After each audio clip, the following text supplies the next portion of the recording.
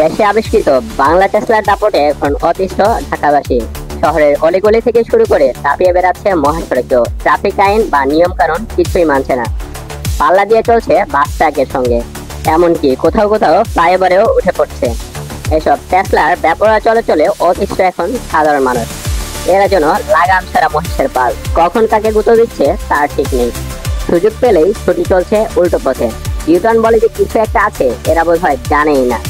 Switch টিপলেই এসব Tesla দৌড় দেয় বিপরীত রাস্তায়। ট্রাফিক পুলিশও এদের দাপটে প্রায় অসহায়, কোনোভাবেই সামলাতে পারছে না এসব ব্যাটারি চালিত বেপরোয়া অটোরিকশাকে। তাছাড়াও এসব টেসলা চালকদের হুঙ্কার আরো এক ধাপ এগিয়ে।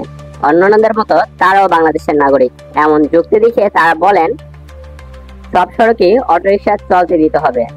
তাদেরকে আটকানোর চেষ্টা করা হলে দেশে যুদ্ধ বেঁধে যাবে বলেও হুঁশিয়ারি দেন তারা। স্বল্প দূরত্বের গন্তব্যে পৌঁছাতে ধরে নেই বাংলা টেসলা খ্যাত পরিবেশ বান্ধব ব্যাটারি চালিত অটোরিকশার। এর মাধ্যমে কর্মসংস্থান হয়েছে নিম্ন আয়ের অনেক মানুষেরও। তবে ব্যাটারি চালিত যানটি এখন গলার কাটা হয়ে দাঁড়িয়েছে রাজধানীবাসীর। দেশি রিক্সার বডি আর চায়না ব্যাটারি জোড়া লাগিয়ে 2 দিনেই তৈরি হচ্ছে বাংলা টেসলা। সরাসরি বৈদ্যুতিক খুঁটির তার থেকে বিশেষ পদ্ধতিতে চার্জ দেওয়া হয় এসব অটোরিকশা। এজন্যই বুঝি এদের অনেক দোষ। আর এই দোষের ধাক্কায় রাস্তাঘাটে কত মানুষকে যে উড়িয়ে দিচ্ছে তার কোনো হিসেবই নেই। বাংলা টেসলায় চললে মানুষ এখন প্রতি মুহূর্তে দোয়া দরুদ করতে থাকে। যাক, এদের কারণে অন্তত মানুষের ঈমান আমল বাড়ছে। কিন্তু এই যে চলতে চলতে যাত্রীদের হঠাৎ টিকিট পাসপোর্ট ছাড়াই আকাশে উড়িয়ে দেওয়ার ব্যাপারটা, এটার যুক্তি কি ভাই? মানুষ কেবল নিজের গন্তব্যে যেতে চায়, আর এরা এতটাই মানবদর্দি যে কম খরচে মহাকাশে পাঠিয়ে দেয়। বাংলা টেসলার ড্রাইভাররা এতটাই দক্ষ যে ব্রেকিং সিস্টেম অত্যন্ত দুর্বল হলেও এদের কিছু যায় আসে না। তাদের ড্রাইভিং আর গতি দেখলে খোদ ইলন মাস্ক আর তার নকল টেসলা লজ্জায় পড়ে যাবে। আপনি হয়তো বাইক নিয়ে রাস্তায় বেরিয়েছেন, ধুম করে একটা অটোরিকশা এসে আপনাকে মাটিতে শুইয়ে দেবে।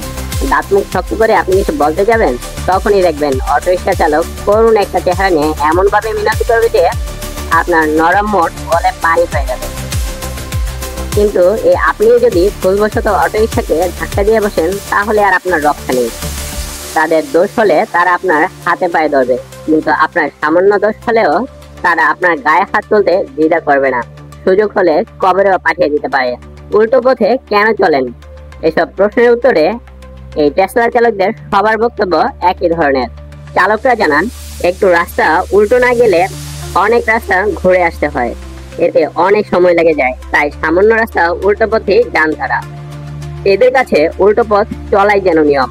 বেশি কিছু বলতে গেলে আপনাকে পাল্টা ধমক দিয়ে বলবে, উল্টো পথে চললে আপনার সমস্যা কি? সবাই চলে, আমিও চলবো। আপনার কি? দুর্ঘটনা হইলে আমার হইব, যান যান, নিজের কাজে যান। এরকম জবাবের পর আর বলার কিছুই থাকে না। সাধারণ মানুষের মতো ওদিকে ট্রাফিক সার্জনরাও অনেক সময় মানবিক বিবেচনা করে ছেড়ে দেন।